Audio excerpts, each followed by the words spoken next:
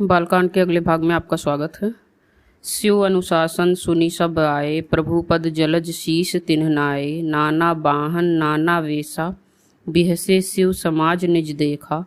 शिव जी की आज्ञा सुनते ही सब चले आए और उन्होंने स्वामी के चरण कमलों में सिर नवाया। तरह तरह की सवारियों और तरह तरह के वेश वाले अपने समाज को देखकर शिव जी हंसे।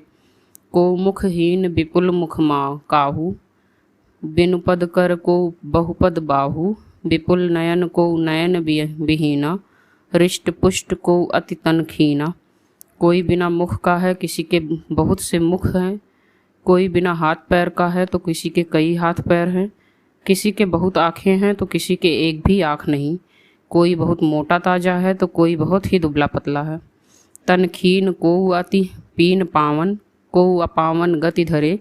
भूषण कराल कपाल कर, सब शब्द शोनित तन भरे। खरश्वान सुअर श्रकाल मुख, गणवेश अगणित को गने। बहुजिनस प्रेत पिशाच जोग, जमात बरनत नहीं बने। कोई बहुत दुबला, कोई बहुत मोटा, कोई पवित्र और कोई अपवित्र वेश धारण किए हुए है। भयंकर गहने पहने, हाथ में कपाल लिए हैं और सब के सब शरीर में ताज़ा खून लपेटे हुए हैं। गधे कुत्ते सूअर और सियार के से मुख हैं। गड़ों के अनगिनत वेशों को कौन गिने। बहुत प्रकार के प्रेत पिशाच और योगिनियों की जमातें हैं, उनका वर्णन करते नहीं बनता। नाचहि गावहि गीत परम तरंगी भूत सब, देखत अति विपरीत बोलहि वचन विचित्र विधि।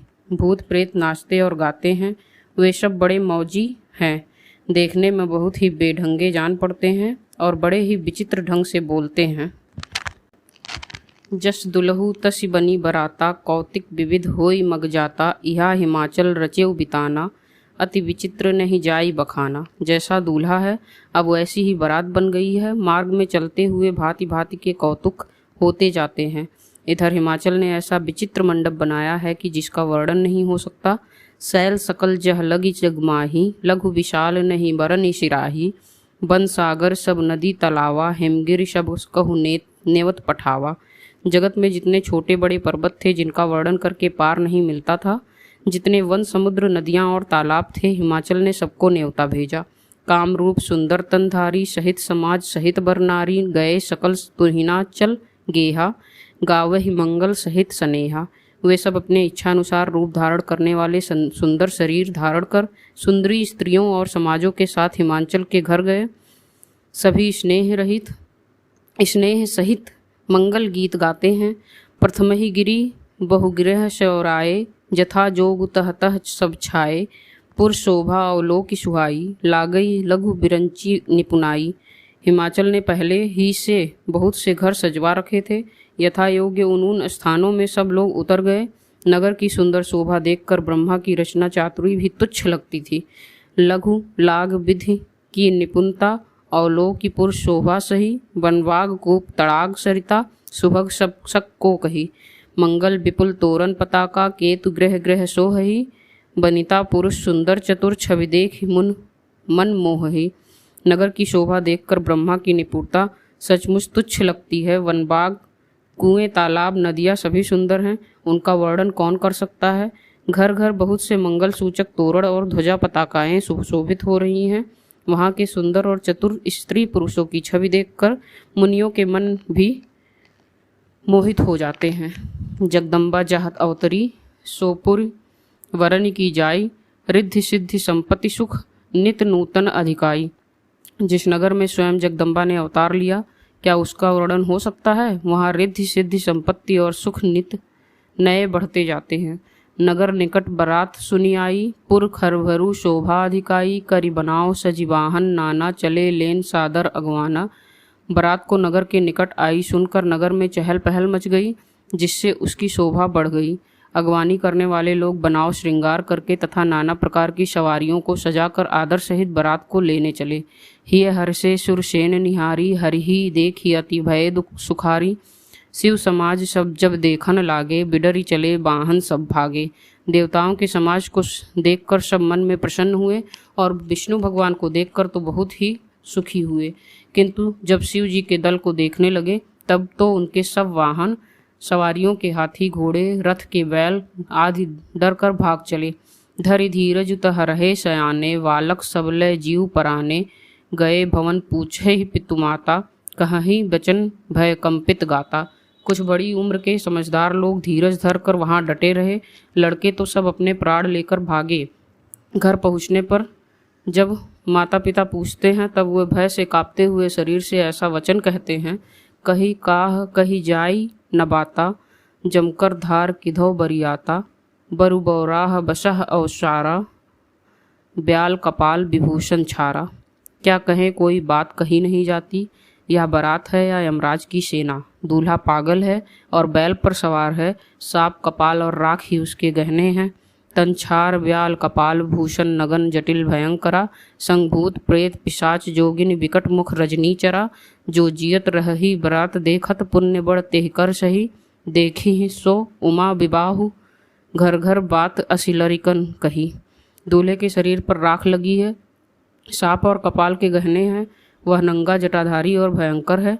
उसके साथ भयानक मुख वाले भूत प्रेत पिशाच योगनियाँ और राक्षस हैं। जो बारात को देखकर जीता बचेगा, सचमुच उसके बड़े ही पुण्य हैं और वही पार्वती का विवाह देखेगा। लड़कों ने घर घर यही बात कही। समुझी महेश समाज सब, जननी जनक मुशिकाई। बाल बुझाए विविध विधि, निडर हो डरुनाई।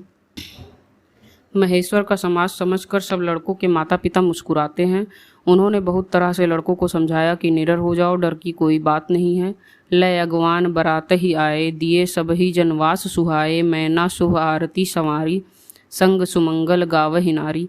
अगवान लोग बारात को लिवा लाए। उन्होंने सबको सुंदर जनवास से ठहरने को दिए।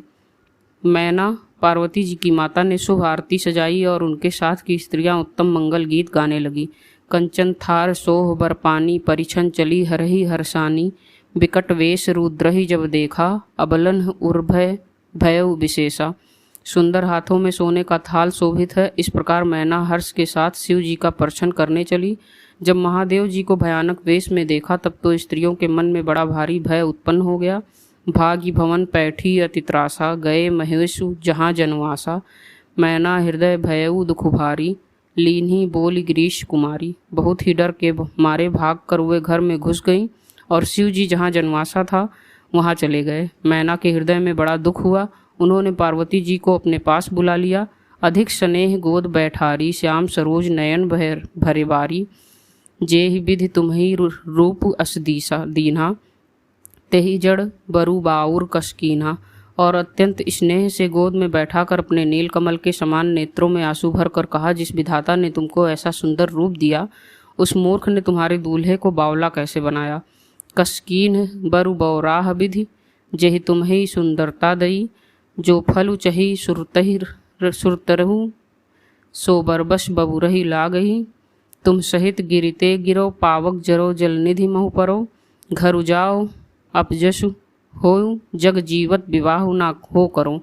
जिस विधाता ने तुमको सुंदरता दी है उसने तुम्हारे लिए वर बावला कैसे बनाया। जो फल कल्प वृक्ष में लगना चाहिए वह जबरदस्ती बबूल में लग रहा है। मैं तुम्हें लेकर पहाड़ से गिर पड़ूंगी, आग में जल जाऊंगी और समुद्र में कूद पड़ूंगी। चाहे घर उजड़ जाए और संसार भर में आप कीर्ति फैल जाए, पर जीते जी मैं इस बावले वर से तुम्हारा विवाह ना करूंगी। भई बिकल अबला सकल, दुखित देख गिरनारी। कर बिलाप रोदति बदति, सुता स्नेहु भार संभारी। हिमाचल की स्त्री को दुखी देखकर सारी स्त्रियां व्याकुल हो गई। मैना अपनी कन्या के स्नेह को याद करके बिलाप करती रोती और कहती हैं, नारद कर मैं काह बिगारा, भवन मोर जिन बसत उजारा। अस उपदेश उमहि जिन दीन्हा, बौरे बरही लाग तपकीन्हा। मैंने नारद का क्या बिगाड़ा था, जिन्होंने मेरा बसता हुआ घर उजाड़ दिया और जिन्होंने पार्वती को ऐसा उपदेश दिया कि जिससे उसने बावले वर के लिए तप किया।